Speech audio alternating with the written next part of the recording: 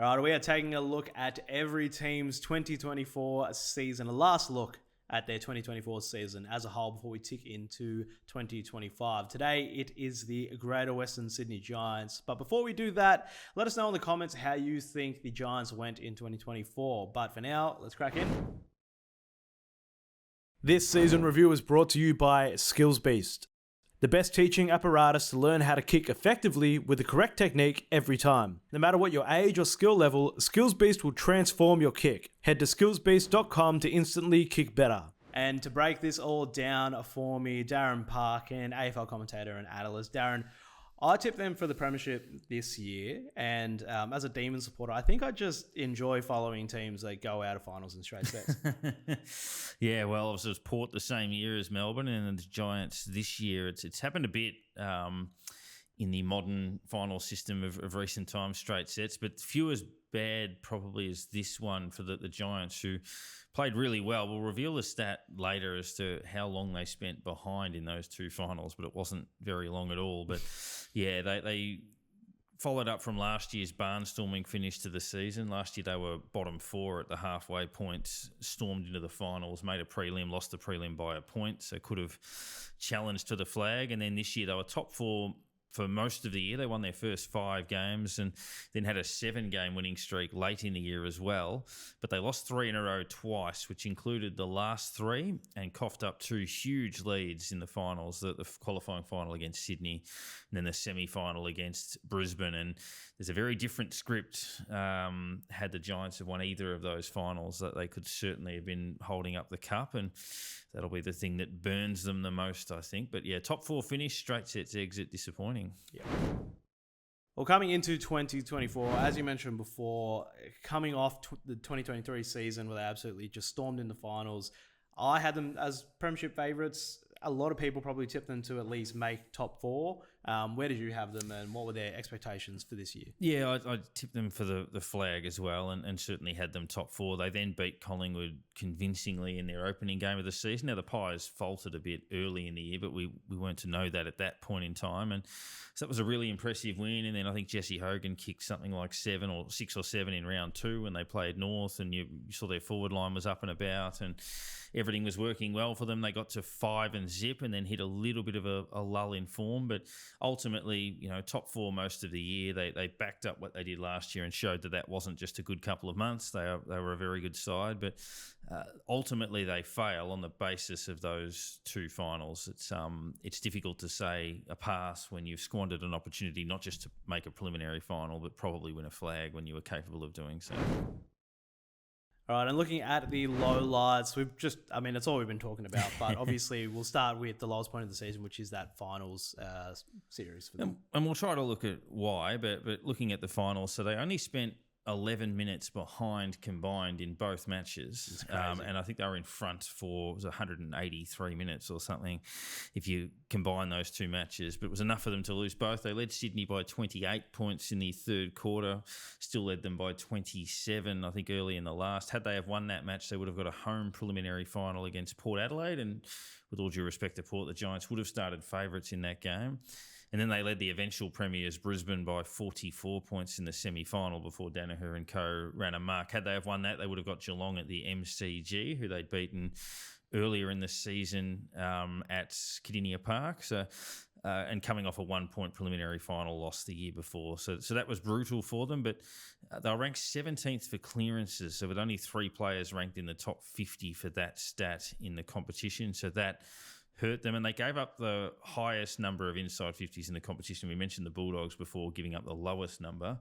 The Giants conceded more inside 50s than North Melbourne over the course of the season. So, and I think that hurt them, just that inability to, if they're losing clearances and losing territory with the sort of chaotic way that they play, it opened them up in those last couple of matches to get caught in a bit of a scramble, and the composure wasn't there, unfortunately. Yeah, crazy numbers. All right, I think we've brutalised their finals performance enough by the numbers. So we'll talk about some highlights for the Giants this year. And one of my favourite players of all time, I think, and someone I got a soft spot for because he used to play for the D's, is Jesse Hogan. His year was outstanding. Yeah, and as always, threatened to be. I mean, he was a rising star winner back in his days at the D's. He's had some rough misfortune off the field. He went back to Perth and spent a bit of time with the Dockers, and at his third home at the Giants. It's amazing how many 3 club players there have been in recent times, but wins a Coleman medal and wins it by a fair way. Kicks 77 goals. He was terrific and showed those signs late last year as that game against Essendon where he took, I think, 17 marks and kicked 9 goals. And then that obviously launched him into this season. But yeah, he was brilliant. And if he can get some support from like Cadman or Riccardi or these sorts of players on a consistent basis, then that'll really help them. Yep, absolutely. So now, going back to the stats, best pressure team in the comp. Yeah, they are number 1 for pressure rating and pressure act differential, number 3 in the league for when they win a stoppage, turning that into an inside 50 and top 4 for scoring once they get it in there. But they play a real high-octane, high-pressure style, and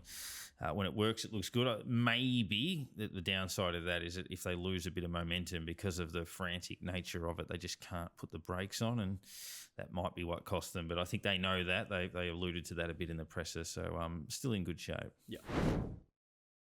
This segment is brought to us thanks to SkillsBeast, who have been helping AFL players of all skill levels transform their kicks. So, who transformed their game for GWS this year? We're naming somebody that I think everybody has been having a lot of fun following is Brent Daniels. Yeah, he's been on their list for a little while, had some injuries, but their high-pressure game, he was a cornerstone of that. 112 tackles for the season, averaged 18 disposals and a goal, and was in the All-Australian squad of 44, along with Jesse Hogan and a couple of his team. I think Lockie Whitfield might have got into that group. He did. So, fitting reward for Brent Daniels for the season that he produced in that forward line that creates all sorts of problems. Yep.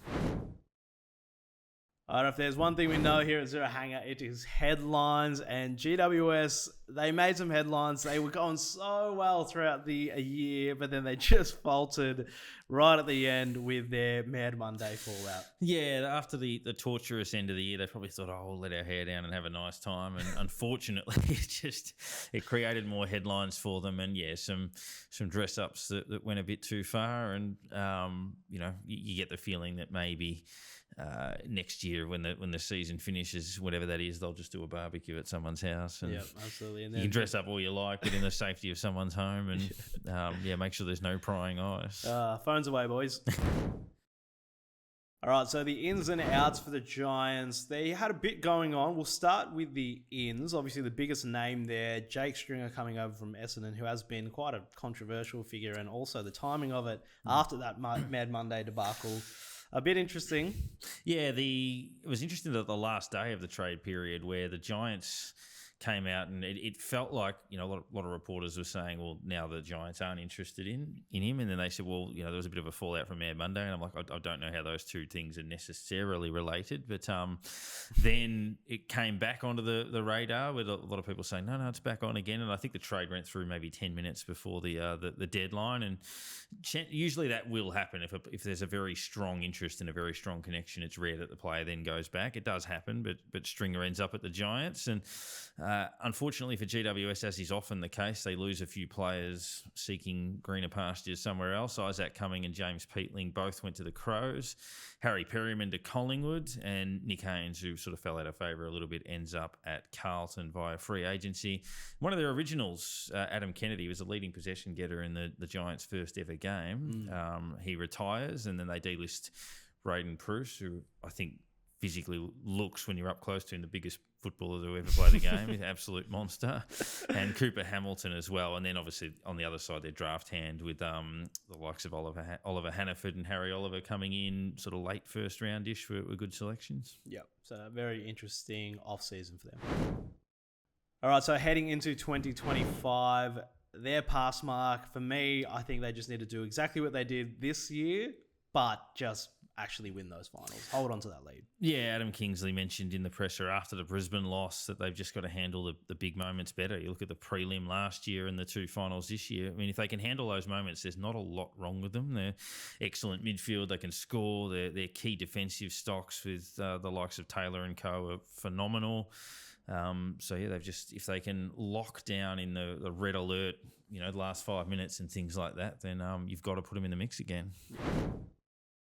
Well, that wraps it up for the season review for the Giants for 2024. Thank you, Darren. Just stay out of the headlines, win a final. I think it's pretty simple for them. Always find a way to stay pretty good. They lose players, but just grow more depth. And if they can just keep their heads down in last quarters of big matches, they'll be fine. Yep, absolutely. So jump into the comments section. Let us know how you think the Giants will go in 2025. Subscribe to the YouTube channel. Thank you for watching and catch all the latest AFL news at zerohanger.com.